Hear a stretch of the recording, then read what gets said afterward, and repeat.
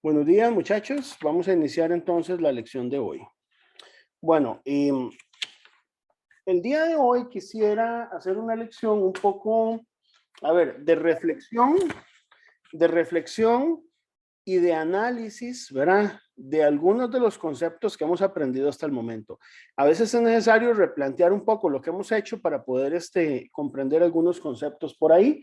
Hoy quiero que trabajemos con la GUM. Hoy yo creo que ya estamos en capacidad completa de poder entrarle a la GUM y comprender realmente algunas de las ideas que por ahí, pues esta guía de incertidumbres nos propone. Entonces, para ello, permítanme compartirles la pantalla. Hoy vamos a centrarnos a trabajar aquí un poco con el capítulo 4, ¿verdad? Yo les había pedido en algún momento que trataran de irla leyendo. Espero que las primeras 10 páginas pues las lean, marquen ahí. Siempre es bueno, yo les recomiendo en esta guía de incertidumbres que ustedes marquen lo que sienten que no está tan claro. Es una guía, no es un libro de texto y está hecho para gente que ya se entiende que sabe de incertidumbres. Entonces, con lo que ustedes han hecho hasta el momento, con las primeras tareas que han resuelto y con lo que ustedes están trabajando en la próxima tarea que hay que entregar para la próxima semana, yo creo que ya ustedes tendrían ahí el conocimiento suficiente para poder abordar la GUM y entender un poco la propuesta que ellos nos están haciendo, ¿verdad? Entonces, hoy vamos a revisar el método que propone la GUM para evaluación de incertidumbres. Ya hay cosas que nosotros hemos trabajado, pero quiero que hoy las veamos desde una óptica pues un poco más crítica de lo que de la filosofía que está planteando la GUM. Ustedes como futuros científicos, cuando lean un libro, cuando lean una guía, cuando lean una norma, tienen que entender dos cosas. Primero, el contexto. Esta guía fue propuesta en los años 90. Entonces hay cosas que a veces la guía no dice. Por ejemplo, a veces dice, usted puede tomar una incertidumbre de los datos de referencia de manuales o libros. Bueno, tal vez no había Codata en 1995. Bueno, Codata podría ser un manual nada más que es en línea. La página de Codata donde usted puede tomar las constantes físicas, ¿verdad? Entonces hay que tener un poquito esa parte de contexto. Y luego, como guía, lo que da son algunos lineamientos generales, pero no se atreve a decir un debe, sino un puede. Entonces, a veces en algunas partes uno quisiera que fuera un poquito más explícita, pero tal vez no lo es, ¿verdad? Entonces, vamos a trabajar hoy capítulo 4, vamos a hablar un poquito de estas ecuaciones, de cuál es el planteamiento que la GUM nos dice. Yo les voy a invitar a que la vayan leyendo, estas primeras secciones. Vamos a revisar los ejemplos que la GUM propone para estimación de incertidumbre. Vamos a hablar un poquito de la distribución trapezoidal. La GUM no explica qué es una distribución trapezoidal con todo el lujo de detalle, da algunas referencias, dice, y si usted quiere averiguar más, averigua en tal referencia, pero bueno, por eso es que justamente hemos visto en este curso lo que es distribución trapezoidal de manera, digamos, amplia. Y luego vamos a trabajar este ejemplo gráfico que ya en algún momento lo habíamos conversado. Esa es la propuesta de hoy, ¿verdad? La propuesta de hoy es revisar el capítulo 4, que es básicamente lo que es estimación de incertidumbres estándar, ¿verdad? A la luz de lo que plantea la guía de estimación de incertidumbres GUM. Hoy lo que quiero es centrarme por ahí y ver qué aspectos o qué digamos, conceptos adicionales nos puede proponer esta guía que no hayamos visto dentro de lo que hayamos aprendido hasta el día de hoy. ¿De acuerdo? Entonces vamos a empezar, chicos. Vamos a ver. Hoy va a ser una lección un poquito de matemática. Yo les voy a dejar a ustedes la lectura de la GUM. Léanla con cuidado, léanla en grupos, cuestionenla, léanla con ojo crítico, ¿no? Como una guía que haya que seguir paso por paso, sino incluso con cosas que ustedes pueden coincidir o no coincidir. O sea, traten de leerla con ojo crítico. Yo espero en este curso enseñarles un poquito qué significa eso de leer con ojo crítico.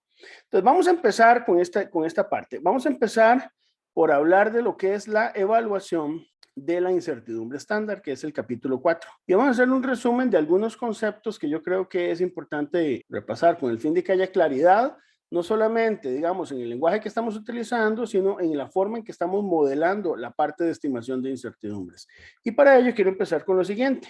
Vamos a empezar con un concepto que se llama el modelo de medición, chicos. Entonces aquí empiezan algunas contradicciones que son interesantes. Resulta que en la GUM se habla de función de medición y en la BIM se habla tanto de función de medición como de modelo de medición.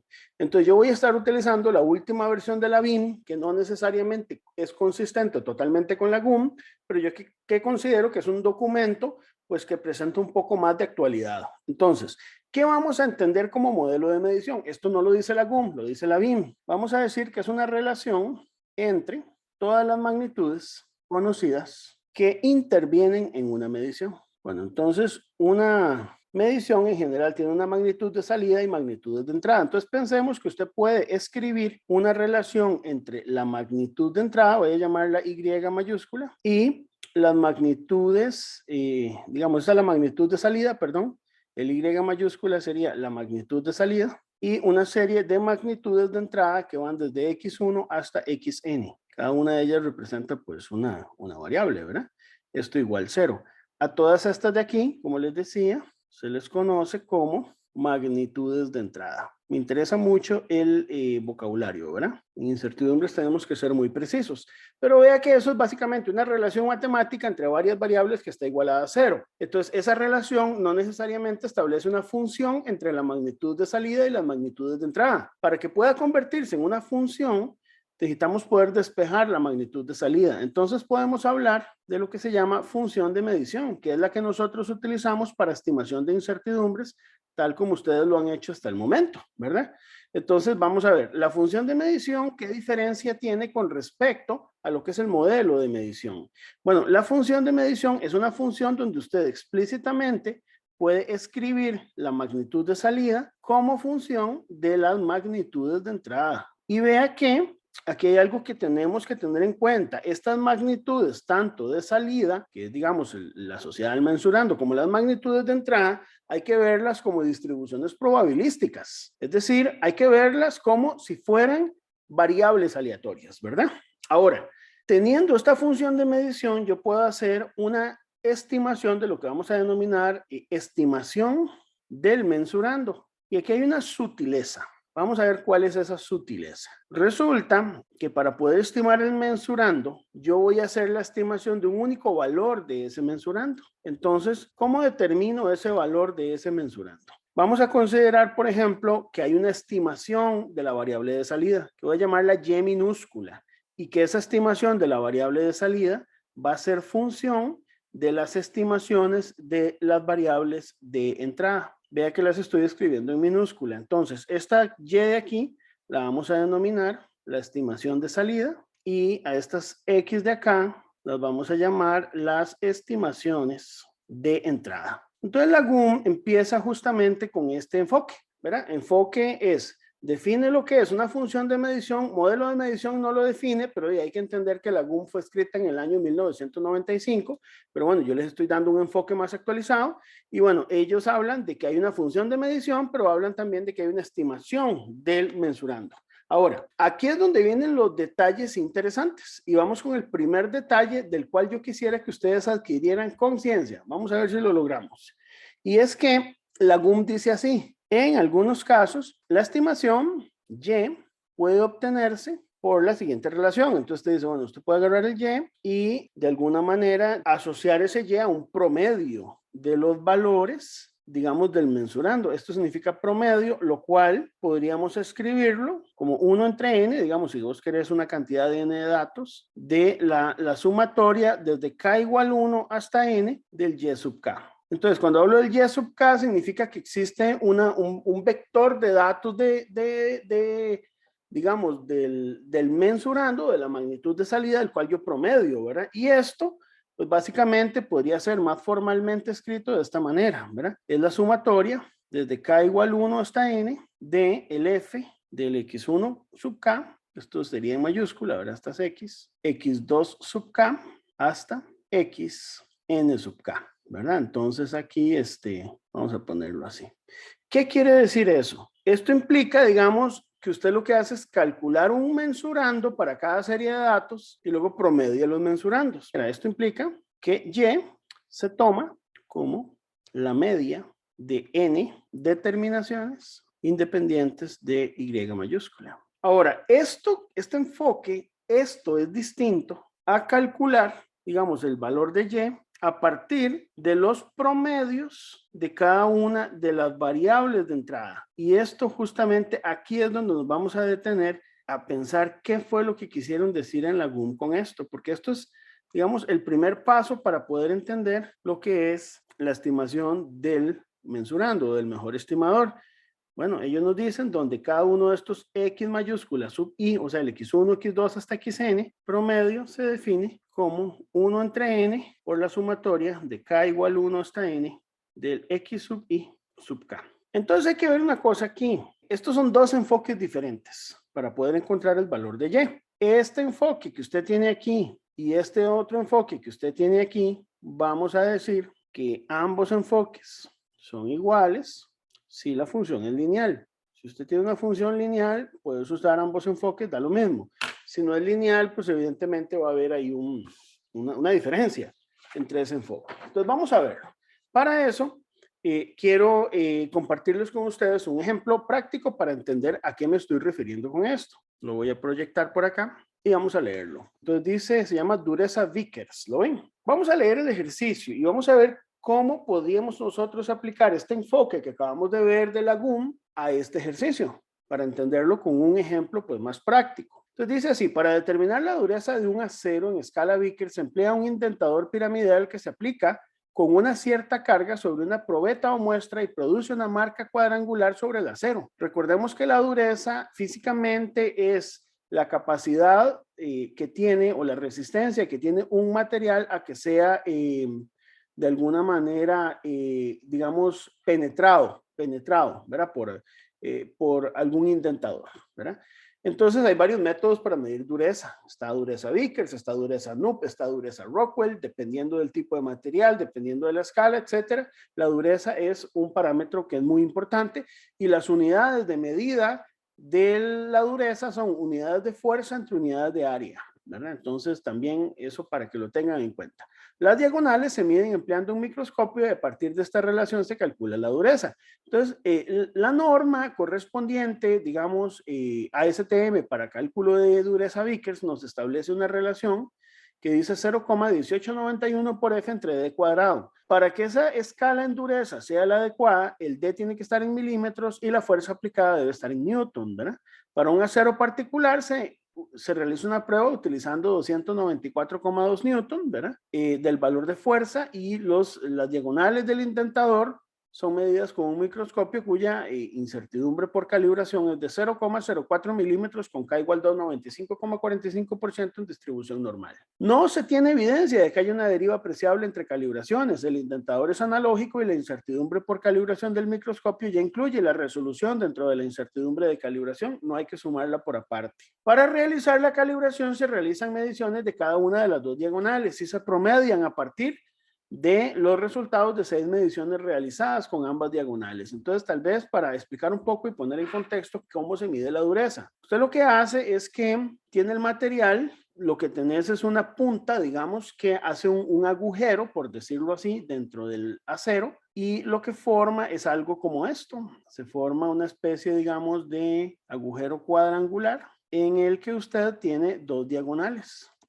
Ahora, la forma de estas dos diagonales, el éxito, digamos, de medirlas bien, pues va a depender un poco de cómo se haga la indentación. No esperemos que se vea tan perfecto, digamos, el valor de las diagonales. Pero bueno, usted mide esta diagonal, la llama, digamos, D sub 1, y mide esta segunda diagonal, D sub 2. Puede que miden igual, puede que no. Entonces usted lo que hace es que promedia estas diagonales. Entonces tenemos el D sub 1 más el D sub 2 dividido entre 2 te da el valor de D y con este valor de D usted ya puede calcular entonces la dureza Vickers, ¿de acuerdo?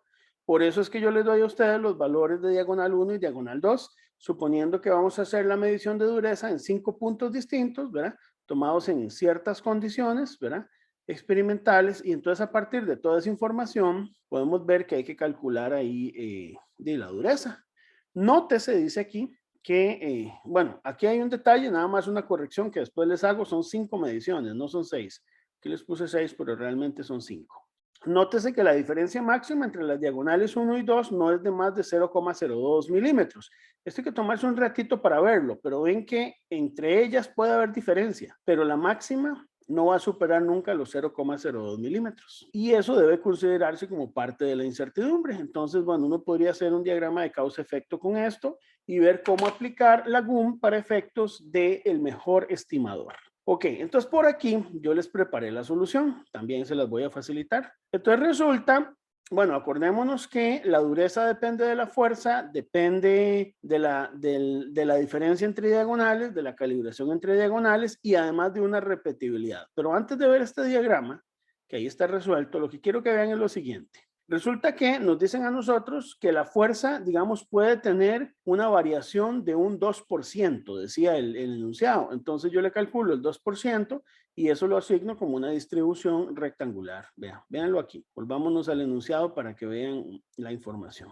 Aquí está, ¿lo ven? Un 2% nos están diciendo ahí. Entonces, lo que hacemos es calcular un 2% y como no hay información adicional a ese 2%, tenemos que considerar que sigue una distribución rectangular. Si yo le doy a usted un más menos y no le doy más información que esa, tenés que considerarlo como si fuera una distribución rectangular. Muy bien, además hay que incluir la incertidumbre de calibración y la diferencia entre diagonales.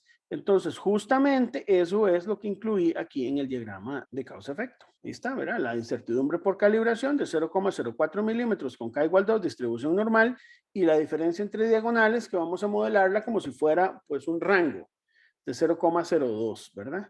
Y la incertidumbre de repetibilidad. No le coloqué unidades porque usualmente cuando usted utiliza la prueba Vickers, las unidades se sobreentienden, pero usted podría reportar unidades si fuera el caso, ¿verdad? Pero no es necesario. Lo que quiero que vean es lo siguiente. Yo aquí transcribí los datos de la diagonal 1 y diagonal 2, muchachos y muchachas. Entonces, mucha atención.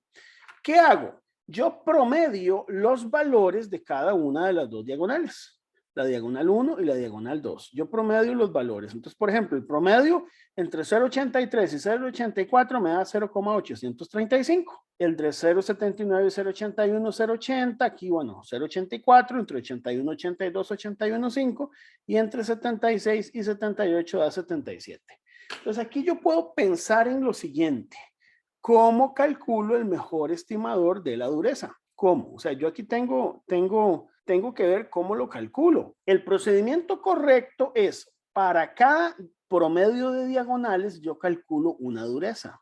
O sea, yo calculo 5 durezas, una para cada uno de los promedios de las diagonales. Luego, promedio las durezas y si quiero un estimador, digamos, del nivel de dispersión de la evaluación tipo A, calculo la desviación estándar muestral de esas 5 durezas. Y este es el mejor estimador, 84,63. Vean que es diferente a calcular una diagonal promedio de todas y calcular un valor de dureza. No da lo mismo. No sé si me explico. Es decir, porque usted podría decir, no hubiera sido más fácil, profe, que usted llegue y calcule el promedio de todas las diagonales. Y luego, nada más utilizando la relación que usted tiene aquí, la que define la dureza Vickers, esta relación de aquí, esta ecuación 1, y calculas de una vez, solo una vez la dureza. No se puede. Justamente ese es el enfoque que dice la GUM que no es conveniente. ¿Por qué? Porque existe una correlación entre cada una de las medidas. Este modelo es altamente no lineal, vean que no es lineal, y por lo tanto no sería correcto calcular una dureza para el promedio de las diagonales. Eso no es el enfoque correcto. Si este modelo que estuviera aquí fuera un modelo lineal, sí podría uno hacer eso, calcular una dureza para el promedio de las diagonales. Pero como esto no es así, usted lo que calcula es para cada una de las diagonales promedio un valor de dureza y luego promediar los valores de dureza. Bueno, eso es lo que plantea la GUM. Justamente, ¿verdad? Entonces, eso es lo que plantea. Ya el resto del ejercicio, yo ahí se los voy a dejar resuelto, ¿verdad? Ustedes lo que hacen es calcular una distribución rectangular para la fuerza, entonces dividen entre raíz de 3, como ya lo hemos visto, la calibración entre K igual 2, entonces ahí está, la diferencia entre diagonales entre raíz de 12, porque usted lo que tiene es una diferencia entre dos límites inferior y superior, y la desviación estándar experimental de la media, de la que ya vamos a hablar un poquito más. Cada una tiene sus respectivos grados de libertad. Estas dos se combinan en una sola, que es la incertidumbre de la diagonal. Calculamos los coeficientes de sensibilidad con sus respectivas unidades. Estoy utilizando HV como escala para medición de dureza. No es que esa sea la unidad, pero es una forma de poder representarla de manera conveniente, ¿verdad? Entonces uso el HV, calculo la ley de propagación de incertidumbres, ¿verdad? dentro de esa ley de propagación de incertidumbres, vean que la incertidumbre de repetibilidad, 2,71, es no despreciable, ¿verdad? ¿Por qué sé que es no despreciable? Esto es muy importante, porque si yo divido 2,71 entre 5,19, esa cuestión me va a dar de más de 0,3. Si diera menos de 0,3, podría considerarlo despreciable, ¿verdad? Pero entonces no es una incertidumbre despreciable. Si yo divido 2,71 entre 5,19, me da 0,52. Entonces, al no ser despreciable, ¿qué hago? Acuérdense que habíamos visto que había un procedimiento que era calcular los grados efectivos de libertad, para lo cual yo asigno 50 grados de libertad a la calibración, a las demás infinito número de grados de libertad, es decir, a la fuerza y a la diferencia entre diagonales, y n-1, que en este caso es 4, porque son 5 menos 1 mediciones, son 4, para la incertidumbre de repetibilidad. La incertidumbre de repetibilidad no tiene coeficiente de sensibilidad, es unitario, pero la incertidumbre asociada a la diagonal por calibración sí tiene un coeficiente de sensibilidad, y por eso aquí debo incluirlo para poder homogenizar la medición. Eso me tiene que dar un valor, chicos, muy importante, mayor que el mínimo de los grados de libertad de las incertidumbres originales. Si yo tengo una de 50 y una de 4, eso me tiene que dar más de 4. Tiene que darme más de 4. El cálculo de los grados efectivos de libertad con la fórmula de Welch-Satterthwaite me da 37. Me voy con 37 a la tabla de la T-de-Student para un 95,45% de probabilidad de cobertura. Me da 2,07. Multiplico eso por la incertidumbre estándar combinada, redondeo a dos cifras significativas, eso me da 11, y entonces el mejor estimador tengo que redondearlo a 85 para que tenga consistencia decimal. Yo nunca puedo reportar una incertidumbre con más de dos cifras significativas. Entonces esto queda 85 más menos 11, y la declaración implica un factor de cobertura de 2,07 para una probabilidad de cobertura de un 95,45%, y el tipo de distribución es una T-de-Student. Pero si yo digo que es una T-de-Student, debo indicar con cuántos grados de libertad. En este caso son 37 grados de libertad, ¿de acuerdo? Esta incertidumbre es un 13% del valor del mensurando, y el HV implica que esa es la escala de medición de dureza, ¿verdad? Ustedes dirán, ¿se reporta sin unidades? Bueno, uno podría reportar unidades, pero si usted declara que esto va a ser una medición de dureza por escala Vickers, la norma te permite no reportar las unidades porque ya se entiende que se hace sobre ese ensayo. Hay algo que yo necesito que tengamos claro: cómo evaluar el teorema del límite central, ¿verdad? Repasemos eso.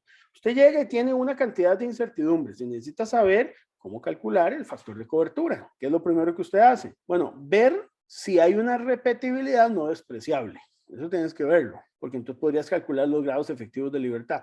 Ver si lo que predomina es una rectangular, porque si predomina una rectangular, el factor de cobertura es P por raíz de 3, que eso da 1,65, ¿verdad? Si fuera un 95,45% de probabilidad de cobertura, que bueno, podría ser otra probabilidad, pero para un 95,45% de probabilidad de cobertura, eso es K igual 1,65. Y si tenemos predominio de dos rectangulares, eso da una distribución trapezoidal, para lo cual hay que calcular un K, que se determina a partir del beta, que la beta es la diferencia entre la suma de las dos incertidumbres rectangulares que están predominando. Entonces, en función de ese beta, uno ya calcula el factor de cobertura y declara la incertidumbre como una trapezoidal. Ahora, si no es rectangular, si no es trapezoidal, si no hay una repetibilidad que sea, digamos, no despreciable, tal vez no predominante, pero no despreciable, donde no podamos calcular los grados efectivos de libertad, entonces podría usted suponer tal vez que se cumple el teorema del límite central. Cuando usted tiene varias incertidumbres de diferentes tipos, por ejemplo, una triangular, una rectangular, una normal, la convolución de todas ellas, por teorema del límite central, se va a considerar que es una distribución normal. Entonces puedes utilizar, por ejemplo, para un 95,45% de probabilidad de cobertura, un factor de K de 2. Profe, en este ejemplo, cuando calculamos el valor del mensurando, y nosotros teníamos como las dos diagonales, ¿verdad? La diagonal 1 y la diagonal 2. El ¿Sí? valor del mensurando entonces se calculó con el promedio de las dos diagonales. Correcto, con el promedio de las dos diagonales. Usted podría decir, ¿y por qué no calculo con el mensurando de una y de otra? Bueno, porque justamente estoy integrando dentro de mi enfoque una diferencia por diagonales, ¿lo ves? Estoy incorporando un enfoque por una diferencia por diagonales. Ahora, ¿uno podría utilizar algún otro enfoque? Tal vez sí, El tema es que si usted se pone a ver, existe una alta correlación entre las dos diagonales. Es decir, cuando la diagonal 1 da un valor alto, la diagonal 2 tiende a dar un valor más o menos igual de alto. Cuando da uno muy bajo, la diagonal 1 da la diagonal 2 un valor también muy bajo, y una alta correlación. Entonces es más razonable trabajar con un promedio de las dos. Pero bueno, este es un enfoque que yo propongo. Me parece razonable, ¿verdad? Pero sí, es el enfoque que por lo menos yo aquí les estoy vendiendo, si ustedes me permiten decirlo. Ok, gracias. Perfecto. Aquí lo importante en esto es que vean que yo calculo cada una de las durezas y luego el promedio de las durezas. No es que calculo un promedio de todas las diagonales y calculo con esos promedios diagonales un único valor de dureza. Justamente eso es lo que la GUM está diciendo que hay que hacer en estos dos enfoques que están aquí, ¿verdad? Yo estoy utilizando el enfoque que está aquí arriba, el que está aquí arriba. El segundo que está aquí abajo, pues no lo estoy utilizando. Yo estoy utilizando este que voy a marcar aquí con color verde, que es el que yo recomiendo cuando usted tiene correlación ahí entre variables. Entonces, lean eso en la GUM. Yo les voy a invitar que lo lean. Ustedes tienen que tener su propia interpretación de la GUM, chicos. O sea, aquí la idea es que usted mismo la lee. Entonces, esta primer parte en la GUM, en el capítulo 4, ustedes pueden ver ahí, esto que dice modelo de medición, ellos no tienen lo de función de medición tan explícito, pero yo ahí se los expliqué. Este ejercicio que viene aquí en este ejemplo es un ejercicio que está para la tarea que yo les dejé a ustedes ahí, entonces ahí lo pueden trabajar. Y eso es lo que justamente ellos están explicando en esta parte de la sección 4.14. Entonces, esto que hemos visto es la interpretación de la sección 4.1 de la GUM. Vamos ahora con la interpretación 4.2. Esta interpretación de la sección 4.2 yo esperaría que no tuviéramos ningún problema porque ya la hemos trabajado. El enfoque de la GUM para poder entenderla, chicos, es usted tiene que saber algo de incertidumbres para poder entender cómo trabajar la GUM. Eso es lo que yo les recomiendo. Por eso es que hemos insistido tanto en hacer las tareas, en aprender de estadística antes de, digamos, agarrarnos ahí con la GUM. Entonces, como segundo punto, vamos a hablar de lo que es la evaluación tipo A de la incertidumbre estándar. La idea con esto es que usted lea la GUM y ojalá usted saque sus propias interpretaciones, ¿verdad? Entonces, vamos a ver esta parte. ¿Cuál es la propuesta que la GUM nos hace, verdad? Bueno, la propuesta que la GUM nos hace es la que ya hemos trabajado acá. Dice que la mejor estimación también se llama mejor estimador. La mejor estimación de la esperanza matemática. El concepto esperanza matemática, yo esperaría que ustedes ya lo manejen de su curso de probabilidad estadística, ¿verdad? Vamos a llamar esa esperanza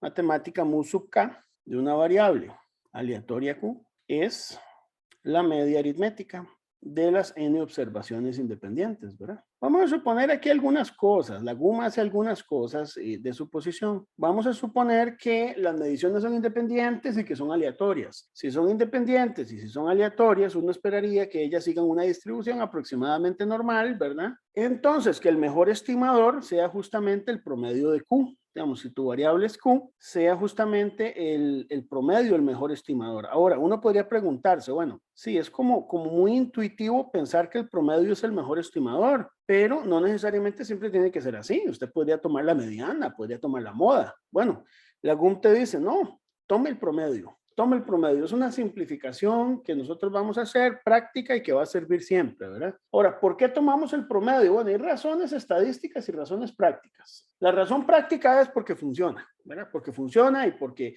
tenemos mucha evidencia en muchos años de que esto ha funcionado pues muy bien. Y la otra parte más teórica tiene que ver con que justamente uno espera que la mayoría de los fenómenos que son de carácter aleatorio pues sigan una distribución normal. Entonces, por eso es que en una distribución normal, y si no es normal, pues aproximadamente normal o por lo menos unimodal, entonces el mejor estimador se considera que sea el promedio de un conjunto de mediciones. Y como les he dicho en ocasiones anteriores, es un estimador de la media. O sea, la media aritmética o promedio es un estimador de la media poblacional, que la media poblacional nadie la conoce, pero es la forma en que nos aproximamos y que de alguna manera, si nosotros pudiéramos incrementar el número de datos, pues nos vamos a acercar más al valor de esa media. Ahorita vamos a ampliar un poquito más eso. Luego, la varianza experimental estima y la varianza poblacional, ¿verdad? O varianza nada más, ¿verdad? La varianza experimental estima la varianza. Cuando yo hablo de sigma es la poblacional, ¿verdad? La poblacional está basada en un conjunto infinito de datos, digámoslo así, como una vez me lo explicó un profesor muy bueno que yo tuve. Nosotros como humanos lo que hacemos es usar la varianza experimental como un estimador de la varianza, digamos, poblacional. La varianza poblacional solo Dios la va a conocer, nada más. Él es omnipresente, tomó todas las infinitas cantidades de mediciones y él la conoce. Nosotros lo que hacemos es acercarnos a ese valor a partir de un estimador. Entonces, ese estimador, por ejemplo, la varianza experimental, podemos cuantificarlo de esta manera. Voy a formalizar aquí un poquito. Esto es varianza experimental. Es 1 entre n menos 1 por la sumatoria desde el j igual a 1 hasta el j igual a n del q sub j menos el q promedio al cuadrado, ¿verdad? Entonces aquí, a este término que nosotros llamamos el SQ sin el cuadrado, pues obviamente que es la raíz cuadrada de esa expresión, ¿verdad? Es lo que le vamos a llamar con el nombre de desviación estándar experimental. Es muy importante manejar los términos, ¿verdad? Porque si no, después lee uno la GUM y no va a entender qué es lo que le están hablando, ¿verdad? Entonces, eso es lo que se llama la desviación estándar experimental, que es lo que hemos denominado nosotros desviación estándar muestral, ¿verdad? Que es la que yo les digo que calcula uno con el n-1, ¿verdad? En denominador. Ahora, vamos a decir aquí que la mejor estimación de la varianza de la media, esto es muy importante y esto me voy a detener unos minutos en explicarlo porque yo creo que esto es fundamental. Entonces vamos a considerarla así.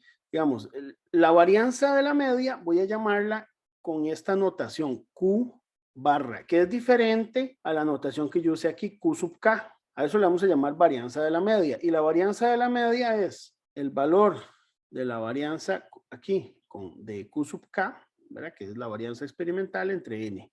O, como nosotros ya estamos un poquito más acostumbrados, podríamos hablar de lo que es la desviación estándar experimental de la media. Vamos a decir que es, voy a llamarla U, y es lo que llamamos incertidumbre tipo A, es S de Q, es extraerle la raíz a esto, y no es nada más entonces que la desviación estándar entre raíz cuadrada de n. Es decir, a ver, el valor de la desviación estándar experimental, usted la divide entre la raíz de n y obtiene la desviación estándar experimental de la media. Y a esto es lo que vamos a denominar con el nombre de incertidumbre tipo A. Ahora, yo no sé aquí, chicos, pero antes de ver un poquito lo de la control estadístico, yo quisiera reflexionar un poco esto, digamos. Si usted toma una serie de mediciones, digamos que usted sabe que sigue una distribución normal, por decir algo, pensemos gráficamente, veámoslo gráficamente. Usted esa distribución normal, pues sabe cuál es el valor de su promedio, entonces usted estima la media a partir de ese promedio, ¿verdad? Entonces de usted sacó ahí un valor. Digamos que esta media, pongámoslo así, como mu. La media, como les decía, solo Dios la va a conocer porque Él sacó el promedio de toda cantidad infinita de datos. Nosotros como humanos no podemos. Usamos estimadores, ¿verdad? Pero los estimadores, entre más datos tomen, mejor me acerco a la media, obviamente, ¿verdad? Pero usted podría decir, yo no sé si usted se ha preguntado. Profe, Sí, dígame. una duda, así a modo de curiosidad, porque es que, digamos, a mí me ha costado, no sé, si entender el por qué, digamos, si yo tengo y quiero sacar el promedio, digamos, de la estatura de los estudiantes de análisis de incertidumbres, porque eso no es la población. Podría ser una población, pero es una población finita, Sebas. Es una población finita. Entonces ahí podrías tomar eso como población. El tema es el siguiente, y tu pregunta es muy buena, me encanta. El tema es que hay que construir un modelo estadístico, Sebas. Y ahí es donde viene el asunto. El modelo estadístico lleva una cantidad infinita de datos. Si vos ya tenés tu población de los estudiantes del curso de análisis de incertidumbres, resulta que ya este modelo estadístico de inferencia ya no te sirve porque ya usted tiene las estaturas de todos. El modelo estadístico este que estamos planteando funciona cuando usted lo que necesita es hacer proyecciones desde una muestra para una población de una cantidad muy grande de datos, ¿verdad? Entonces, en el caso de los estudiantes del curso de análisis de incertidumbre, si ya usted tiene todos los datos, podrías incluso usar otro tipo de enfoque que no necesariamente es una distribución normal. Podrías usar otro tipo de distribución, porque al conocer usted todos los datos, usted tiene ya más certeza de cuáles son esos valores. Ahora, si usted quiere tomar esos estudiantes del curso de análisis de incertidumbre para poder hacer inferencias estadísticas sobre todos los estudiantes de la, qué sé yo, de la escuela de física, del TEC, de Costa Rica, entonces sí tendrías que hacer inferencias y ahí sería más difícil definir quién es la población. Ahora, el conocer qué es la población, tal vez aquí es un tema importante, depende un poco de qué establezcamos como mensurando, ¿sabes? Entonces usted puede readecuar el mensurando, cuestionando un poquito qué es lo que usted quiere medir y por qué lo quiere medir, y ampliar un poco esa información. Pero sí tenés toda la razón. Si usted solo quiere limitarse a los estudiantes de análisis de incertidumbre, estos modelos ya no sirven, porque estos modelos están pensados más bien para hacer inferencias sobre poblaciones muy, muy grandes. No sé si me explico. Sí, claro. Gracias, profe. Ahí. Y eso es muy importante, la parte epistemológica en esto. Ahora vean, yo les voy a hacer esta pregunta. Ustedes saben, porque ya conocen, que la desviación estándar experimental de la media es la incertidumbre asociada a una serie de datos que siguen una distribución normal. Pero ¿por qué tiene que ser la desviación estándar experimental de la media? ¿Por qué no es la desviación estándar experimental? Es decir, sin dividir entre raíz de n. Porque digamos, usted puede decir, yo tengo la distribución normal. Por ejemplo, si yo quisiera extender un intervalo en, digamos, de área aquí, toda esta área, entre estos puntos de inflexión, donde esto es mu más sigma, mu más sigma y esto es mu menos sigma, ¿y por qué no establecer que la incertidumbre estándar es justamente la desviación estándar? O sea, ¿por qué? Porque de alguna manera el límite, véanlo así, el límite cuando n tiende a infinito de el valor de la desviación estándar experimental va a ser justamente de sigma, ¿verdad? Y el límite cuando n tiende a infinito del valor del promedio, digamos, del Q barra, tiene que ser mu, que son básicamente de nuestros estimadores para los valores poblacionales. ¿Por qué yo tengo que dividir entre raíz de n? ¿Por qué no simplemente uso la desviación estándar? ¿Alguien me podría responder esa pregunta? O sea, ¿por qué yo tengo que utilizar la desviación estándar experimental de la media? ¿Por qué yo no puedo simplemente utilizar la desviación estándar como un estimador de la incertidumbre de medida? ¿Por qué? A ver, Frandy.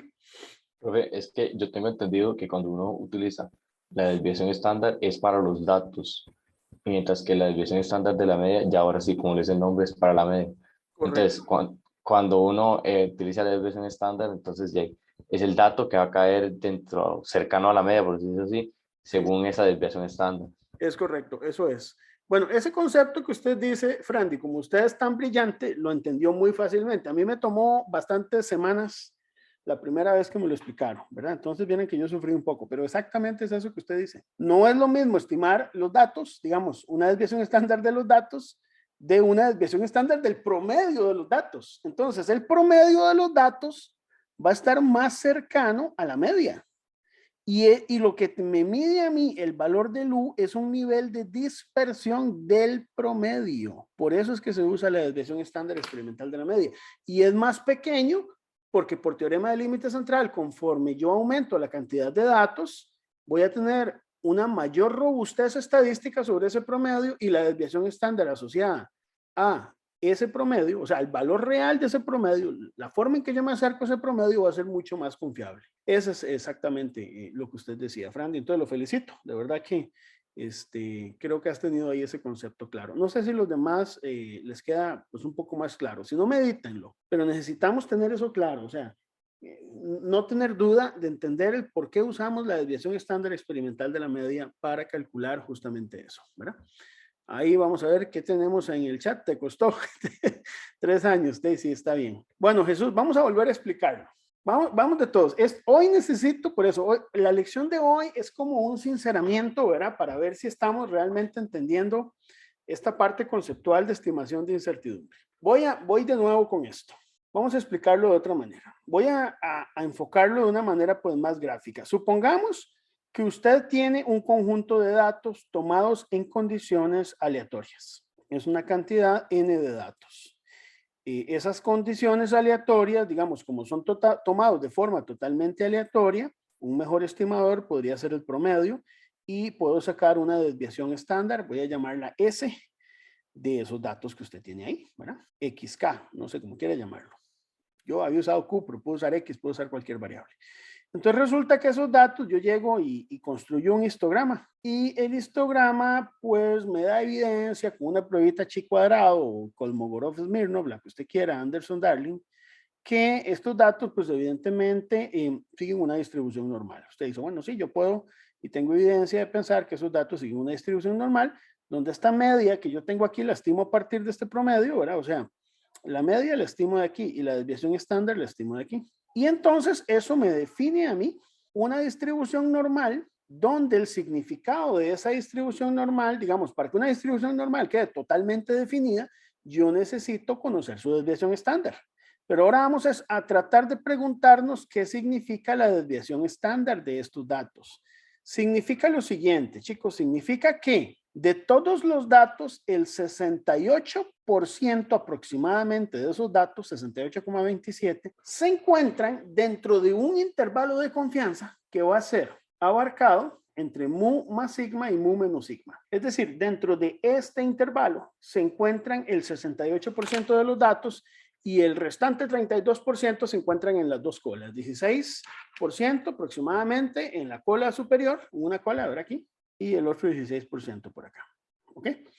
Eso es lo que significa una desviación estándar. Ese es el verdadero significado de una desviación estándar. Lo que me está dando a mí es la forma en que se están distribuyendo los datos. Cuando yo le digo a usted, por ejemplo, que un conjunto de datos tiene un promedio de 10, las unidades que quiera, y una desviación estándar de 2, ¿significa qué? ¿Qué significa esto? Que los datos que están entre 8 y 12 tienen un 68% de probabilidad de que ocurran. Es decir, si yo tomo toda la población, el 68% de los datos se van a encontrar entre 8 y 12. Luego el 16% están por encima de 12 y el otro 16% por debajo de 8. Eso es lo que significa que sigan esa distribución normal. ¿Estamos claros hasta ahí, verdad? Pero ahora viene lo siguiente. A mí lo que me interesa no es conocer los datos, el comportamiento de los datos, sino encontrar un mejor estimador, el mejor estimador de todos esos datos. ¿Qué significa el mejor estimador? Yo quiero saber el valor que puede representar, el valor central que puede representar todos estos datos que yo tengo acá, que son aleatorios. El mejor estimador resulta que es el promedio, ¿verdad? Pero ese promedio, como les explicaba, es una aproximación de la media. Es una aproximación de la media. Resulta que ese promedio que yo saco no es la media poblacional, es un estimador. Pero ¿cuánto me acerco yo a ese estimador? O sea, ¿cuánto es el nivel de confianza que yo puedo tener en ese estimador, verdad? No en los datos, en el estimador de la media. Es decir, yo tengo un promedio. ¿Cuán confiable es ese promedio? O sea, póngalo así. Si usted agarra, hace su mejor esfuerzo para calcular un promedio y usted tiene a Dios enfrente con el promedio anotado en un dato ahí, en un papelito, ¿verdad? Un papel divino. Y usted va a ir a compararse con Dios, ¿verdad? Así somos los físicos experimentales, ¿verdad? Somos un poco a veces, ¿cómo te digo? Fuertes para hablar, ¿verdad? Un poco, tenemos mucho ego, pues no importa, para que me entiendan, ¿verdad? Usted agarra el dato que midió con todo su esfuerzo humano, lo compara contra el poblacional que Dios lo va a conocer. Bueno, ¿cuán cercano está el dato suyo con el dato que tiene de referencia, digámoslo así? El dato exacto, el dato que solo Dios conoce. Bueno, resulta que usted probablemente tenga una diferencia con respecto al dato divino, digámoslo así, pongámoslo así. El dato de referencia es el dato divino. Pero entonces, para saber cuánta diferencia tiene, usted a este mejor estimador le calcula un cierto nivel de dispersión.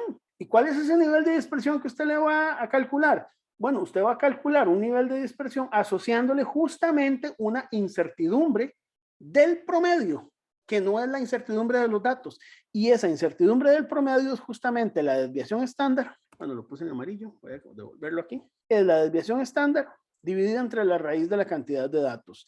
Esa es, por decir así, lo que te mide el nivel de dispersión del promedio. Entonces es interesante porque entonces significa que una cosa es la dispersión de todos los datos y otra cosa es la dispersión del promedio. Es decir, la dispersión de todos los datos sería, si yo tomo un dato de toda esa distribución aleatorio, uno solito, la probabilidad de que se encuentre, digamos, entre 8 y 12 va a ser de un 68%. Pero si yo tomo un promedio de varios datos, ya eso cambia por teorema del límite central y entonces se me va a reducir la región dentro de la que se encuentran esos datos.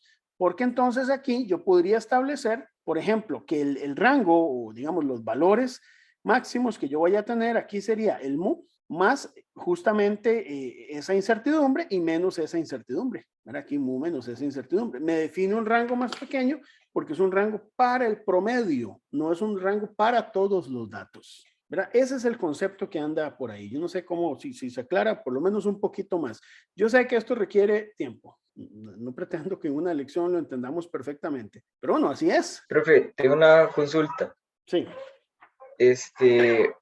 Digamos, la fórmula donde se divide entre raíz de n, se llegó a eso, digamos, por el teorema de límite central, pero si uno la quiere averiguar, existe como una forma como más teórica de despejar esto. Bueno, ya la que vimos, digamos, ahorita, pero digamos, primeramente fue encontrado como de forma experimental, como haciendo pruebas aleatorias, No, o más hay alguna bien, lógica detrás de esto. sí, la lógica que hay detrás, muy buena pregunta también, ¿verdad? Porque usted dice, yo le doy la fórmula y ¿de dónde la sacó usted, profe? Se la sacó de la GUM, y la GUM ¿de dónde la sacó? ¿Quién se la inventó?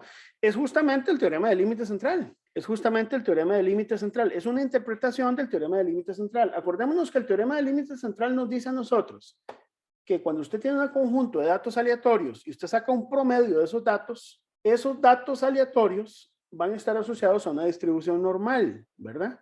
Pero esa distribución normal es una distribución normal en el promedio, ¿verdad? Y esa distribución normal es la desviación estándar entre la raíz de n. Es lo curioso.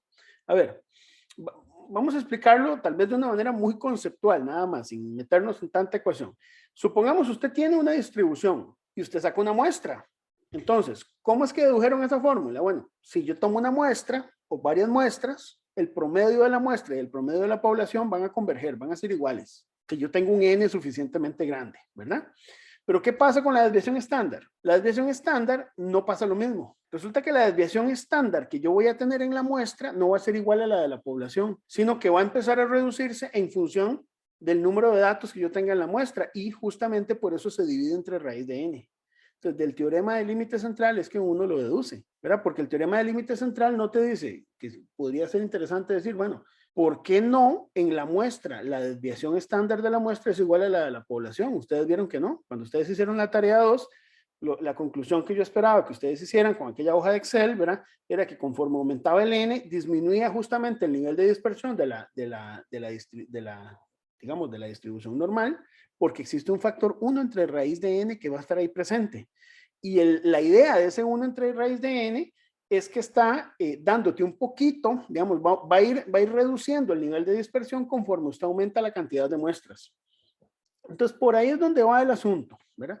Por ahí es donde va el asunto. Eso se deduce justamente a partir del teorema del límite central. El teorema del límite central, naturalmente, es un poco oscuro, ¿verdad? A veces nosotros lo tomamos un poco a la ligera, pero es un poquito oscuro, pero justamente va asociado por ahí, ¿verdad? Digamos que todo esto, para respondértelo en corto, son deducciones que se hacen a partir del teorema del límite central. Si el teorema del límite central, partimos del hecho que se cumple, que se va a cumplir en condiciones aleatorias, justamente es de ahí de donde se toma esta relación. Sí, yo sé que, a ver, qué complicado, ¿verdad? Porque incertidumbres implica a veces un reto conceptual. La parte de cálculo uno la domina. Yo creo que ya ustedes la dominan. Pero justamente hoy lo que quiero es que aprendamos a pensar y que trabajemos la parte justamente esta de conceptual, ¿verdad? Esta parte, vieran que me preocupa porque no sé si la estamos entendiendo, ¿verdad? Y por eso es que quiero retomarla bien. La GUM lo establece, pero necesitamos entenderla bien.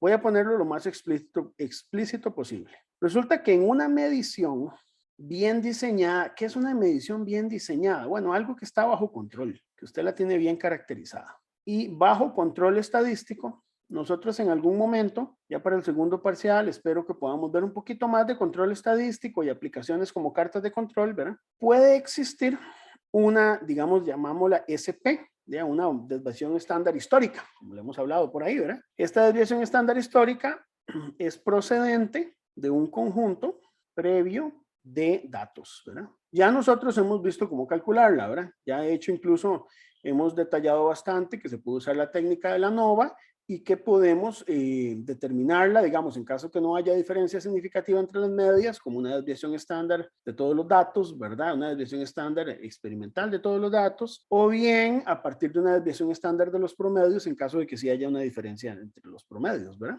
El valor del mensurando es obtenido a partir de n mediciones independientes. Entonces vamos a decir que, bueno, usted llega y calcula el valor del mensurando a partir de n mediciones independientes. Cuando digo independientes, implica también aleatorias, ¿verdad? Entonces usted llega y calcula ese mensurando ahí y calcula ese valor.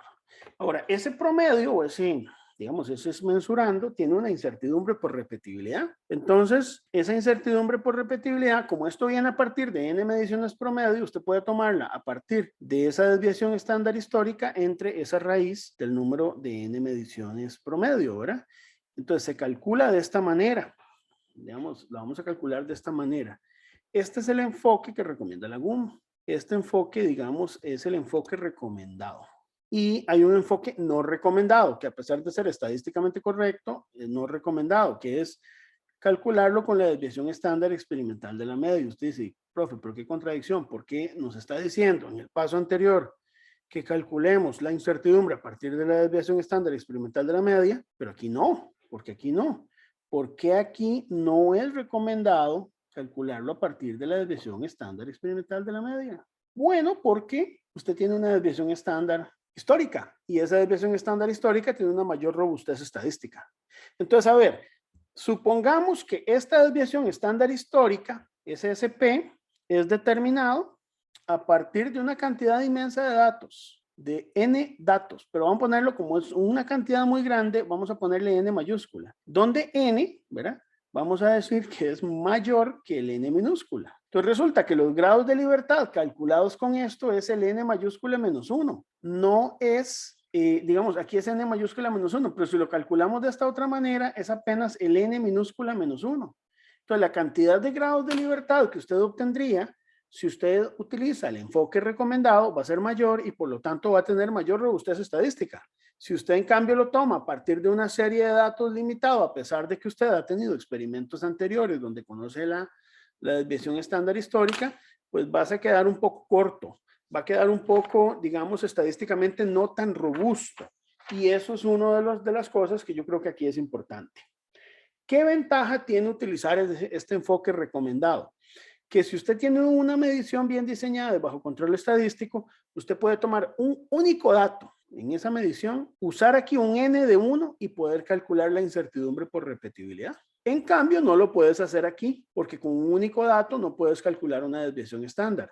Con dos datos matemáticamente se puede calcular, pero te va a dar una dispersión brutalmente enorme. Necesitarías un n suficientemente grande para que esta incertidumbre en el enfoque no recomendado tenga sentido. Entonces nosotros, si tenemos desviaciones estándar históricas, tratemos siempre de hacer uso de ellas. ¿De acuerdo, muchachos? Yo les invito a que lo lean, pero lo lean con ojo crítico. No solo como leer un libro de física general que usted llegue y se lo aprende y hace los problemas, no. Si usted lee la GUM, es muy interesante en la sección 4.28, ¿verdad? Vamos a leerla rápidamente, dice. La discusión sobre la evaluación tipo A de la incertidumbre típica realizada ahí en las secciones anteriores no pretende ser exhaustiva. Ojo lo que dice la GUM, no pretende ser exhaustiva. Entonces usted lee eso y dice, ¿y cómo es eso? ¿Se están lavando las manos? ¿No me están dando todos la forma en que debería ser el análisis? Dice, no pretende ser exhaustiva. Existen numerosas situaciones, algunas relativamente complejas, que pueden tratarse por métodos estadísticos. Un ejemplo importante se refiere a la utilización de modelos de calibración a menudo basados en el método de mínimos cuadrados para evaluar las incertidumbres procedentes de variaciones aleatorias, tanto a corto como a largo plazo, ¿verdad? De los resultados de comparaciones de patrones materializados de valor desconocido, tales como bloques patrón o patrones de masa con patrones de referencia de valor conocido. En tales situaciones de medida relativamente sencillas, las componentes de la incertidumbre pueden evaluarse frecuentemente mediante análisis estadísticos de datos obtenidos a partir de diseños experimentales. Pero ya ustedes han llevado un curso de diseño experimental, entonces, bueno, ustedes los conocen. Consistentes en secuencias anidadas de mediciones del mensurando para diferentes valores de la magnitud de las que depende. Esta técnica se denomina análisis de varianza ANOVA. Entonces, bueno, ¿cómo interpretar eso? Ahí es su interpretación personal. Yo les puedo dar la mía, pero a veces me da miedo sesgarlos un poco, porque yo también quisiera que ustedes tuvieran su criterio. Pero mi interpretación, que es la que usualmente tiendo a dar en los cursos, es que tenés que utilizar técnicas estadísticas, tenés que manejar técnicas estadísticas para poder determinar adecuadamente una incertidumbre de evaluación tipo A. O sea, no te quedes únicamente con la desviación estándar experimental de la media. Es más, ni siquiera te quedes solo con el ANOVA cuando hay igualdad o no igualdad, cuando hay homogeneidad o no homogeneidad entre medias. Váyase un poco más. Trate de emplear técnicas estadísticas. Sepa que existen muchas técnicas estadísticas. Revise las condiciones de la ANOVA. Vea que hay bloques anidados. No necesariamente hay que hacer ANOVA de una vía, puede ser incluso de varias vías. Es decir, no se limite a lo que le está diciendo aquí la guía. Le damos la ecuación. Le damos lo más básico, pero queda en su responsabilidad analizar los datos.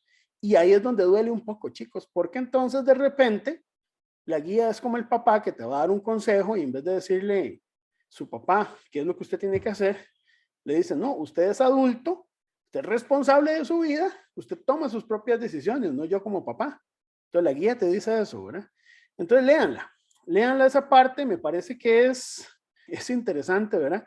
La guía GUM te manda un poquito como a ver, es una guía que te da como consejos de lo que usted necesita conocer para poder formarse bien en el tema de estimación de incertidumbre. Muy bien, entonces hemos hablado de lo que es evaluación tipo A.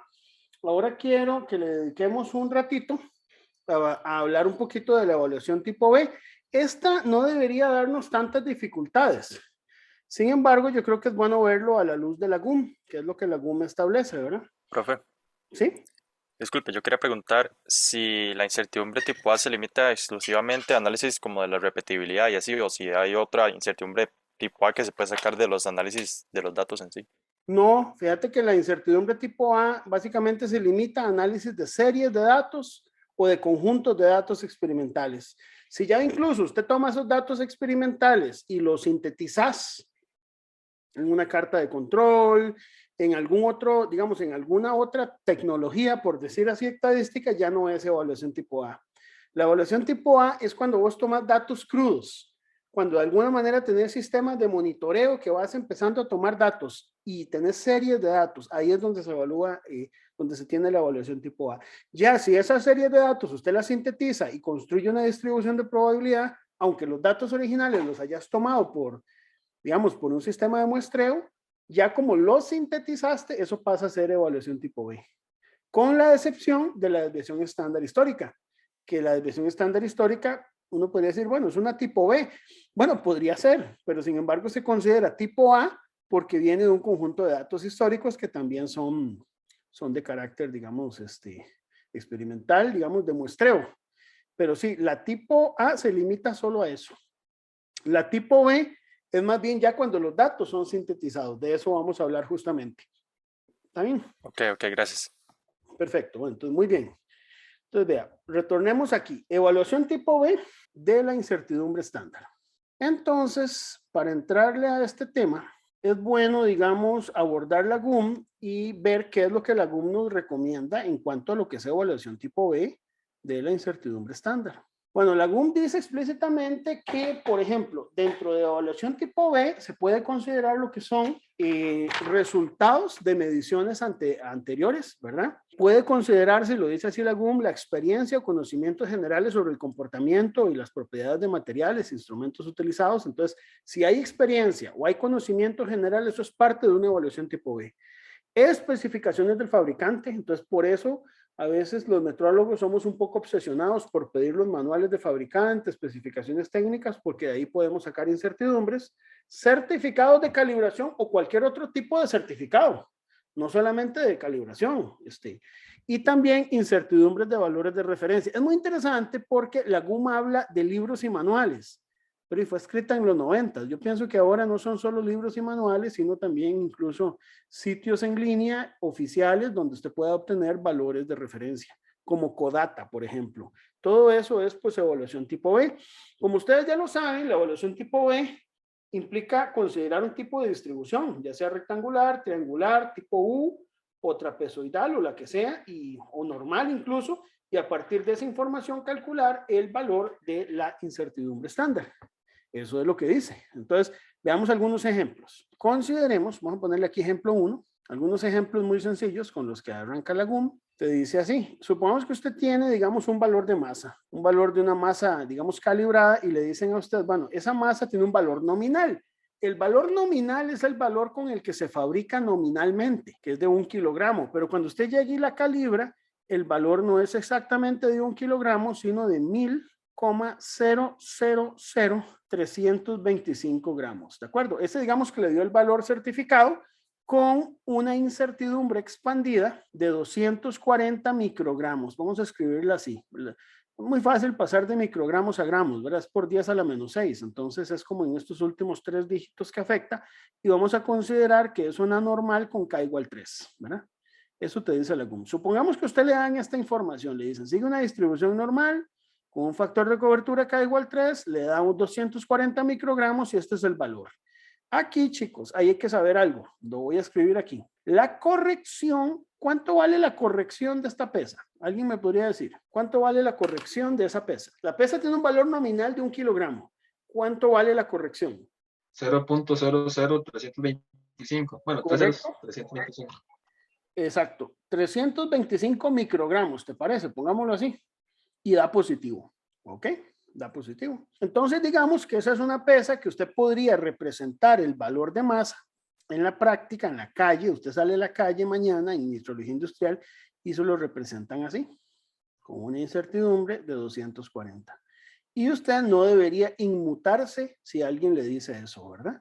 Con K igual 3. Usted tiene que entender, bueno, que eso es una forma de reportarlo. Entonces, la pregunta es, ¿cuánto es la incertidumbre estándar y cuánto es la incertidumbre estándar relativa? Por el método de evaluación tipo A. Entonces, empecemos por la incertidumbre estándar. Como ustedes ya lo saben, cuando usted tiene una distribución normal, la incertidumbre estándar de la masa es la incertidumbre expandida entre el factor de cobertura, que sería 240 microgramos, entre K igual 3 son 80 microgramos, pero también podríamos calcular lo que se llama incertidumbre estándar relativa, que la GUM insiste mucho en eso y es necesario aprender a calcularlo. La incertidumbre estándar relativa es adimensional y corresponde al cociente entre la incertidumbre estándar y la masa de referencia. Si usted toma esta incertidumbre estándar que le dio 80 por 10 a la menos 6 gramos, voy a pasarlo a gramos, y esto que usted sabe que es 1000,000,325 gramos, cancela gramos, y lo que obtiene es 80 por 10 a la menos 9. Esa sería la incertidumbre estándar relativa. Entonces, eso es cuando usted tiene una distribución normal. Entonces, yo quiero que aquí veamos una cosa. Una distribución normal necesita usted conocer el factor de cobertura para poder calcular la incertidumbre estándar, ¿de acuerdo? Si no conocemos el factor de cobertura, no podemos calcular la incertidumbre estándar, ¿verdad? En este caso te están dando el factor de cobertura. En algunos casos no necesariamente te dan el factor de cobertura. Te podrían dar el nivel de confianza o probabilidad de cobertura. Entonces la GUM habla, por ejemplo, de que si usted tiene una probabilidad de cobertura del 90%, el factor de cobertura es de 1,64. Si fuera, por ejemplo, de un 95%, el factor de cobertura es de 1,96, ¿verdad? Si fuera de un 95,45%, que es el típico que usamos en metrología industrial, el factor de cobertura es 2. Y si fuera, por ejemplo, un 99%, por decir algo, el factor de cobertura es 2,58. Estos son los distintos factores de cobertura para cada una de las probabilidades de cobertura. Entonces aquí, bueno, particularmente, cuando usted tiene un 99,73%, el factor de cobertura asociado es 3, que es el que nosotros estamos utilizando en este ejemplo, ¿verdad? Pero entonces, vean que para una incertidumbre normal necesitamos conocer el factor de cobertura. Ahora, es interesante porque la GUM nos da otro ejemplo más, porque además ese primer ejemplo es como muy didáctico, ¿verdad? Es como muy sencillo, pero veamos este segundo ejemplo, que creo que vale la pena discutir, donde en la GUM se dice, bueno, supongamos que usted tiene una resistencia patrón, ¿verdad? Entonces la resistencia patrón, al igual que la masa, tiene un valor nominal. El valor nominal, vamos a decir que es de 10 ohm. ¿Okay? Entonces, la resistencia, usted llega y la calibra, entonces el valor ya real de la calibración le da esto de aquí. Entonces, lo vamos a representar con un más menos 129, vamos a ver cómo decirlo aquí, sería microohm, ¿verdad? Microohm para que haya consistencia ahí decimal. Y vamos a decir que eso se midió a una temperatura de 23 grados Celsius, pero te dicen que es para un intervalo de confianza, ya no de un 95%. El intervalo de confianza, chicos, es lo mismo que la probabilidad de cobertura.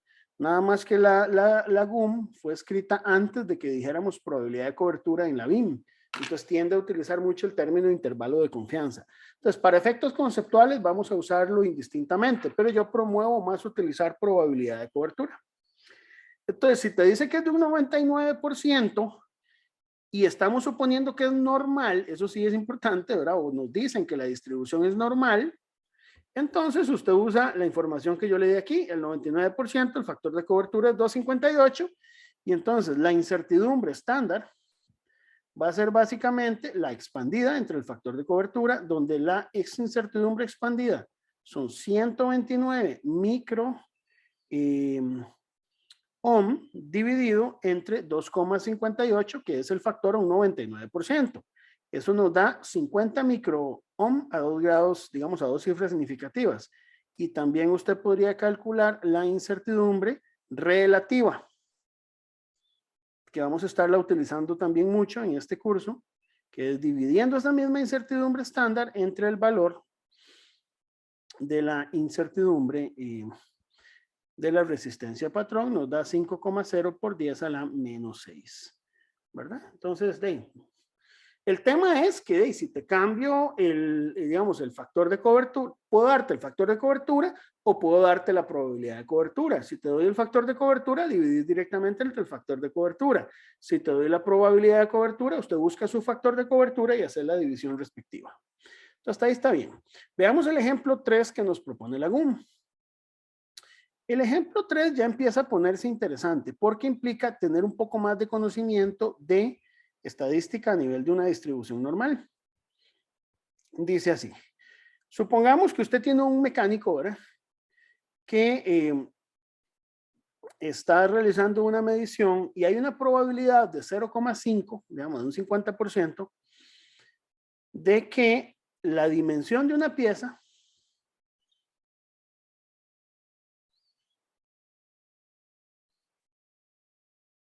esté entre 10,07 milímetros y 10,15 milímetros. Entonces nos piden a nosotros calcular digamos, el mejor estimador y la incertidumbre estándar asociada a eso. Eso es evaluación tipo B. Y vamos a suponer que sigue una distribución normal de momento. Usted tiene evidencia de que sigue una distribución normal y que estos dos valores pues están simétricos respecto a la media. Entonces vamos a ver. Esto significa, ¿cómo lo interpreto? Esto lo vamos a interpretar como que los valores de mi medición, vamos a decir que la medición es L, se van a encontrar entre 10,07 y 10,15 milímetros.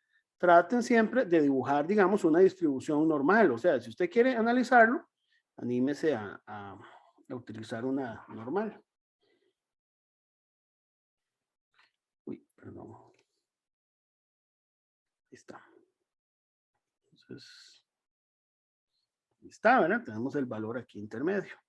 Y lo que tenemos son dos límites, ¿verdad? Un límite aquí y un límite acá, digamos. No necesariamente es una desviación estándar. De hecho, ni siquiera sé dónde están los límites. Pero sé que hay un límite de 10,07 milímetros y otro en 10,15 milímetros. Y lo que sé es que la cobertura que estoy dando aquí es de un 50%. Por lo tanto, hay algo que yo debería ya saber. Si esto es un 50%, digamos, el valor central que yo tengo aquí es el promedio de estos dos, va a ser 10,11 milímetros. Yo podría representar esto como que L, ¿verdad? Decir este intervalo es lo mismo que decir que L está en 10,11 milímetros más menos 0,04 milímetros.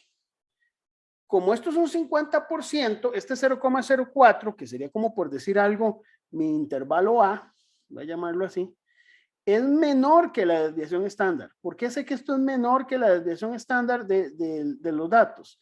Porque la desviación estándar implica una probabilidad de cobertura de un 68,27%. Y yo tengo un 50%. Entonces, la incertidumbre estándar, que tiene que estar asociada a la desviación estándar, de alguna manera, pues, no está bien. No es 0,04. Es decir, yo no puedo suponer que el 0,04 sea la desviación estándar. Entonces, ¿qué hacemos? Bueno, lo que vamos a hacer es lo siguiente. Nosotros vamos a calcular la incertidumbre estándar de ese valor de L de una medición. Vamos a pensar que es una única medición, ¿verdad? La que voy a estar realizando, que sigue esa distribución normal. Es un valor de 1,48 por A. Y ya les explico de dónde viene ese 1,48. Voy a calcularlo aquí y ya les explico de dónde viene. Eso nos da aproximadamente, la GUM lo redondea a una cifra, ustedes pueden usar dos, pero voy a usar una cifra, 0,06 milímetros. ¿De dónde viene esto? Bueno, esto viene justamente de la característica de la distribución normal. Entonces, si ustedes, por ejemplo, utilizan Excel o utilizan una tabla, no sé cómo calculan ustedes el valor de la distribución, pero veamos, yo voy a usar Excel, por decir algo.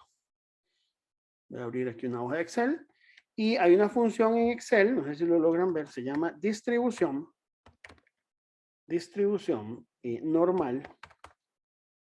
normal, estándar inversa, que es donde están básicamente los datos de la función acumulada.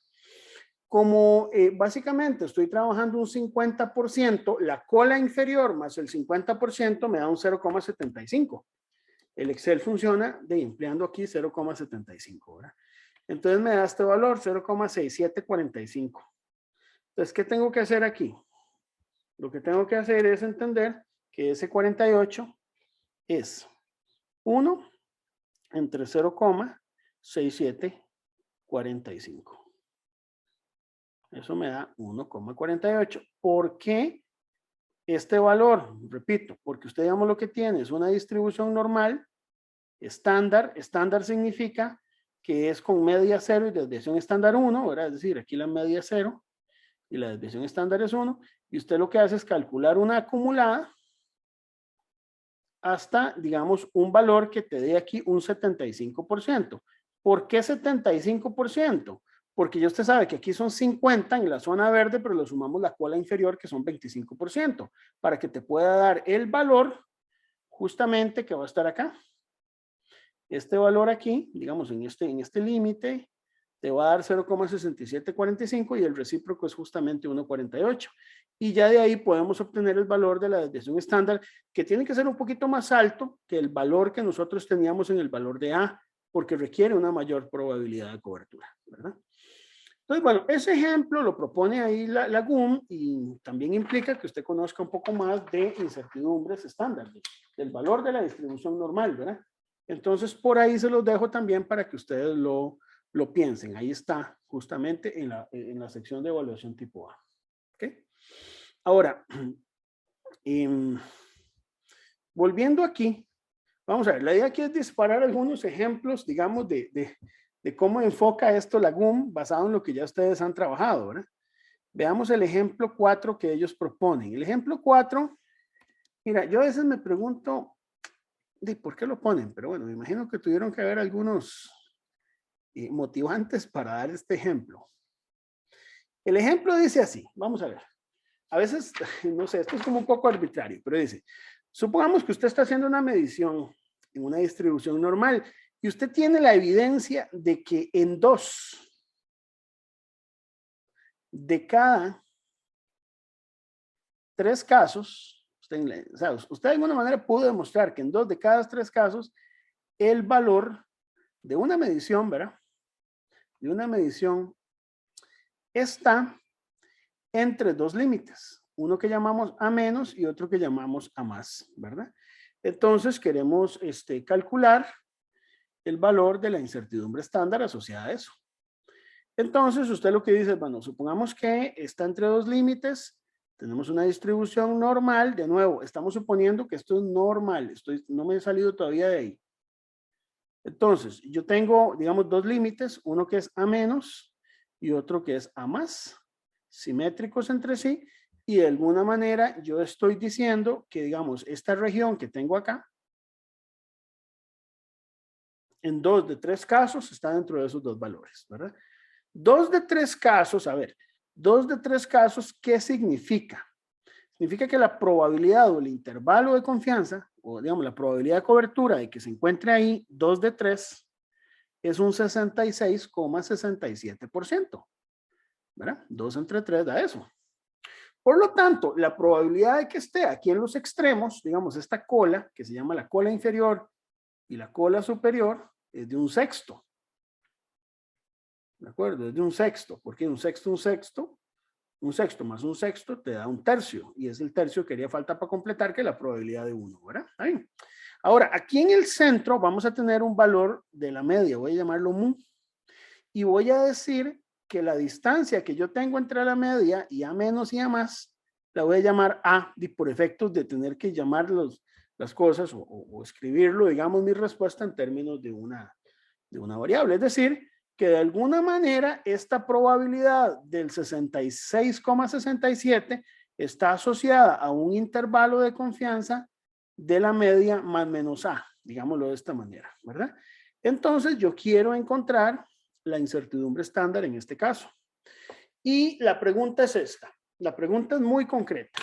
¿Será que yo puedo aproximar este valor de A a la incertidumbre estándar o no? Es decir, si alguien llega y me dice, vea, ese valor de A es la incertidumbre estándar, ¿le creo o no le creo? Entonces usted puede formalizar un poquito esa respuesta. ¿Cómo? La puedes hacer así. Usted puede decir, bueno, agarremos la distribución normal y calculamos justamente ese valor para un 66,67. Podemos usar las tablas de la distribución normal o la función de Excel. Si usted usa la función de Excel, como es acumulada hasta A más, tendrías que sumar, digamos, un sexto, ¿verdad? Más 2/3 para tener, digamos, la probabilidad que usted necesitaría acumular y sobre esa calcular, ¿verdad? Esto va a dar un 83,33%. Entonces, con eso, yo puedo calcular para una distribución normal estándar esta área, ¿verdad? De un 83,33% y encontrar cuál es este valor de aquí. Entonces me vengo a la función, voy a compartirles pantalla, me vengo a la función de Excel, ¿está? Y en vez de 0,75 uso 0,8333, ¿verdad? Entonces me da 0,9796742. Eso es lo que me da. Muy bien, entonces igual lo pueden obtener de tabla. Yo no sé cómo se los enseñaron ustedes en sus cursos de prueba, pero si no usted lo hace como usted sabe hacerlo en el curso de prueba. Entonces, ¿qué significa? Que la incertidumbre estándar tiene que ser ese valor de A dividido entre esa cobertura, ¿verdad? Que nosotros sacamos, aquí no lo apunté, pero entonces ese factor de cobertura es de 0,96742, fue el que calculamos con la función de la distribución normal estándar. Entonces yo divido esto y entonces me da, o sea, siendo estricto, 1,033 por A. Es decir, que esto prácticamente a dos cifras significativas es 1,0 por A, es decir, que es prácticamente A. Entonces, la conclusión, como dice Lagún, prácticamente si usted tiene una probabilidad de cobertura de 2/3, el valor del A que usted obtiene es la desviación estándar. No genera, digamos, mayor inconveniente ni mayor dificultad hacer esa suposición. ¿De acuerdo? Bueno, ese es un ejemplo que ellos proponen. A ver, los escucho. Tengo una pregunta. Si, digamos, yo pongo 100 analistas a hacer, no sé, a analizar alguna incertidumbre o una desviación estándar, Ajá. las desviaciones estándar de los analistas van a seguir una distribución normal. Usted pone a 100 analistas a hacer cada uno muchas Sí, mediciones. ajá, alguna Bueno, no medición sé. con una desviación estándar. Mi pregunta es si la desviación estándar de, digamos, de todos ellos va a dar una distribución normal. A ver, vamos a ver, definamos bien el problema. Usted tiene 100 analistas, digamos que tenemos 100 estudiantes del TEC y cada uno de esos 100 analistas hace 100 mediciones. Y entonces usted tiene una cantidad de 100 al cuadrado de mediciones, tiene 10.000, ¿verdad? Entonces... Sí, bueno, mi pregunta es, digamos, si la desviación estándar de cada uno de esos analistas que le da, sí, correcto. va a seguir una distribución normal. La desviación estándar de cada uno de los analistas, no Sí, digamos, necesariamente. no, mi pregunta es, digamos, si yo agarro todas las desviaciones estándar que les dio a todos los analistas y lo pongo, digamos, como, bueno, si eso sí me va a dar una distribución normal o no. No necesariamente, no, eso no dice el teorema del límite central. Es que el teorema del límite central trabaja sobre los promedios, no sobre las desviaciones sí. estándar. No, eso sí lo entendí, pero mi pregunta es, en este caso, digamos, cada analista va a tener una desviación estándar. Cada analista va a tener una desviación estándar. Esa desviación estándar es asociada a una normal, no sabemos. Si los datos de cada analista son suficientemente aleatorios, usted puede suponer que sí. Se puede suponer que sí. Si usted supone aleatoriedad, lo que pasa es que la aleatoriedad es un poco, Alonso, ¿verdad? Es un poco, es una condición muy restrictiva, ¿verdad? Pero digamos, si cada analista toma los datos en condiciones de aleatoriedad, entonces puede suponer que cada analista sigue una distribución normal, eso sí. Ahora, lo que no puede suponer es que todos los desviaciones estándar de todos sean iguales. Puede ser que uno tenga mayor dispersión que otro, pero sí puede suponer que son normales si los ha tomado en condiciones de aleatoriedad. Eso sí te lo permite la GUM. Ya. Sí, mi pregunta es, digamos, porque supongo que a algunos analistas le dan una incertidumbre más, digo, alguna desviación estándar más alta y otra más baja. Mi pregunta es si seguiría entonces alguna distribución normal esa. No. De hecho, bueno, suponiendo aleatoriedad. ¿Te acuerdas que en el ejemplo que vimos en la tarea, yo les ponía lo de la desviación estándar ponderada o mancomunada, ¿verdad? Que había que eliminar unos datos anómalos y que de alguna manera, como no podías hacer ANOVA, porque las varianzas no eran iguales entre todos, lo que usted puede hacer es sacar una desviación estándar ponderada, eso sí se puede, pero no necesariamente son iguales, pero sí se puede sacar una ponderada. Una ponderada ya es un mejor estimador de la desviación estándar de toda la población, basado en el hecho de que cada uno de los analistas puede tener una desviación estándar distinta y que aproximadamente espera sea normal, ¿verdad? O sea, a ver, yo sé que a veces esto de la metrología funciona por una base de fe, pero la fe se basa en la aleatoriedad, donde es una de las condiciones que nosotros procuramos en la mayoría de nuestros experimentos, ¿verdad? Preguntaba, digamos, ¿por qué sale el factor de cobertura de una desviación estándar de una distribución normal? Es que, a ver, ¿por qué sale el factor de cobertura de una distribución? Porque digo, no, bueno, estos ejemplos son los últimos. Estos ejemplos es porque yo estoy suponiendo que las distribuciones son normales. Esto es tipo B. No estoy tomando series de datos, porque para eso tengo vamos, para series de datos ya yo tengo información tipo A. Esto es si yo tengo información tipo B, si yo tengo algunas consideraciones que yo quiero convertirlas a incertidumbre, pero no es porque yo esté tomando datos. Digamos, estos 2 de cada 3 casos, no es que yo hice un experimento para medirlos y porque si yo tuviera todos los datos, mejor saco la desviación estándar experimental de la media. Es porque yo parto de esta consideración basado en alguna evidencia, ¿verdad? Sí.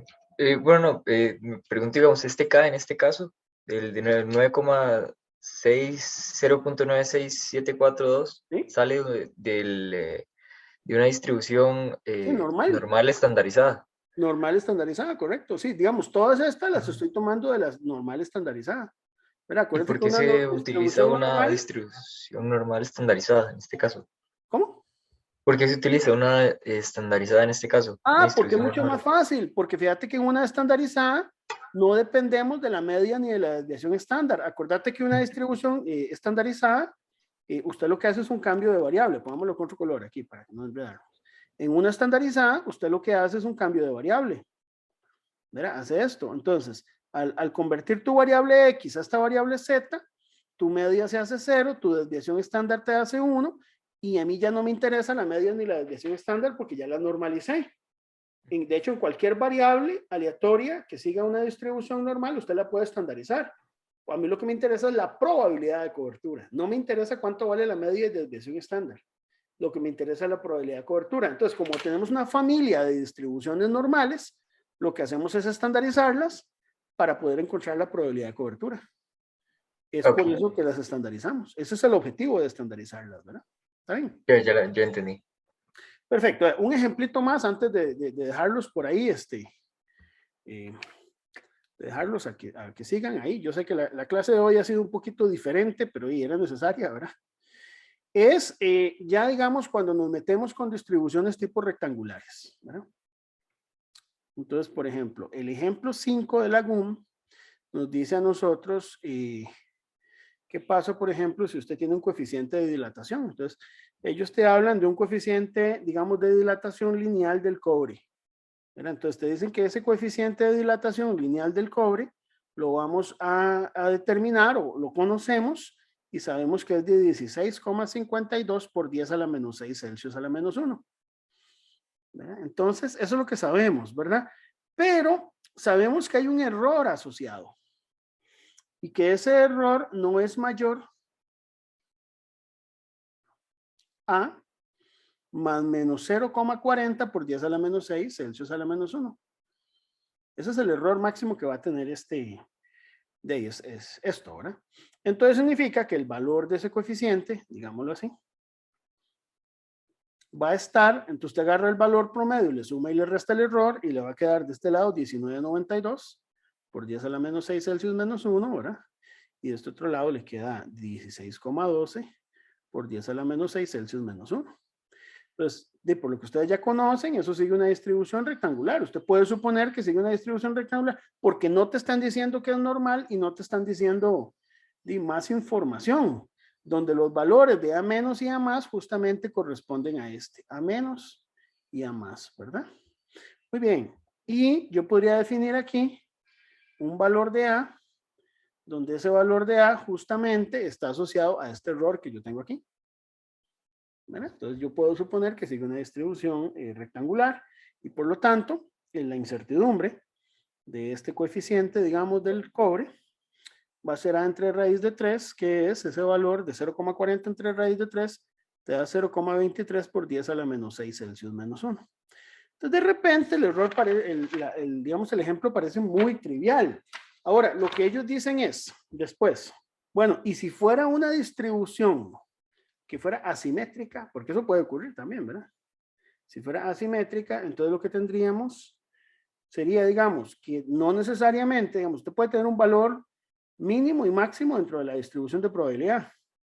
Entonces, digamos, en el valor mínimo, usted, digamos, dice, bueno, aquí tengo la menos, aquí tengo la más, pero no necesariamente este valor central, el valor del mejor estimador va a estar ahí. Puede ser que está corrido, qué sé yo, por acá. De tal manera que el valor de A menos sea el valor central, este XY, menos un B menos, digamos, y este sea más un B más, no sé. O sea, que no necesariamente queda centrado ahí, ¿verdad? Y entonces resulta que ahí es un vacilón, porque entonces sería como decir, qué sé yo, que usted tiene el mismo valor del coeficiente este del cobre, digamos, no lo vamos a cambiar, dejémoslo en 16,52 por 10 a la menos 6. Pero, mira, aquí me faltó el 10 a la menos 6. No me dijeron nada ahí. Ahora sí. Entonces tengo ese valor, pero yo tengo el menor valor posible y el mayor valor posible, que yo sé que puede estar eso. Y yo sé que el mayor valor, por ejemplo, yo sé que es, por decir algo, 16,92 por 10 a la menos 6 grados Celsius menos 1. Pero el menor no es 16,12. Digamos que yo por alguna razón sé que es 16,40. Nunca va a dar menos de eso. Entonces, ¿qué pasa? Es que al revés. ¿Cómo? Perdón. Están al revés. Menor y mayor. Sí, tenés razón. Mira, lo escribí al revés. Lo escribí al revés, sí. Puse el mayor en el menor y el menor en el mayor. Ok, ya lo vamos a corregir aquí. Disculpen. Eso me pasa por escribir mientras hablo. Ahora sí, este es el mayor y este es el menor. Entonces usted dice, ¿cómo hago para calcular la incertidumbre aquí? Y resulta que aquí yo tengo varias opciones. Hay que usar un poquito el sentido común. Puedo recalcular el promedio, porque ahora yo puedo recalcular un promedio aquí. Entonces ya mi mejor estimador no va a ser 16,52, sino que yo podría recalcular un promedio, ¿lo ven? Yo podría decir, bueno, entre 16,92 y 16,40 divididos entre 2 y mi mejor estimador ahora, voy a ponerlo aquí en color rojo para resaltarlo, y lo voy a poner como 16,66 por 10 a la menos 6. ¿Verdad? Entonces tengo que modificarlo porque ya los límites no son simétricos. y entonces tengo que devolverle a la distribución los límites simétricos. Y la incertidumbre estándar sí tengo una ventaja. La incertidumbre estándar, como estos dos límites ya quedaron distanciados de una manera distinta, resulta que la diferencia ya no va a ser de 0,40, sino que va a ser la semidiferencia entre ellos. Yo resto los valores mínimo y máximo y lo divido entre 2. Esto me va a dar un valor de A distinto. Me va a dar 0,26 por 10 a la menos 6, que es bastante más pequeño que el de 0,40. Entonces, si yo tomo eso y lo divido entre raíz de 3, me da 0,15 por 10 a la menos 6. Entonces yo puedo tener eso, chicos. Ahí la GUM yo siento que a veces se complica un poquito, pero no tienen que dejarse confundir. Si ustedes tienen límites asimétricos, una opción es que recalcule el promedio y para esos dos límites y asocie una distribución rectangular, que me parece que sería lo más razonable, ¿verdad? En este tipo de distribuciones, ¿verdad? Entonces, para tenerlo en cuenta por ahí. ¿Está bien? Bueno, vamos a quedar hoy por acá, chicos. Ya se nos ganó el tiempo. Para la próxima lección, bueno, les voy a invitar a que lean la GUM. Yo creo que ya estamos en una época de madurez donde usted ya puede agarrarse con la sección 4.3. Estuvimos viendo estos ejemplos. Básicamente, la próxima lección vamos a hablar un poquitito de lo que es distribución trapezoidal y vamos a recomendar este ejemplo que ya lo habíamos visto la vez pasada, pero quiero que lo volvamos a discutir un poco por acá sobre lo que es determinación de ciertas incertidumbres y luego entrar ya a la sección 5. La sección 5 hay que entrarle con cuidado porque en algún momento hay que abordar ya modelos no lineales y modelos con correlaciones. Eso vamos a verlo más para el segundo parcial, pero yo creo que ya estamos en una época de madurez donde podemos ir trabajando sobre eso. ¿Está bien? Entonces, bueno, por hoy quedamos aquí, chicos. Les agradezco su atención.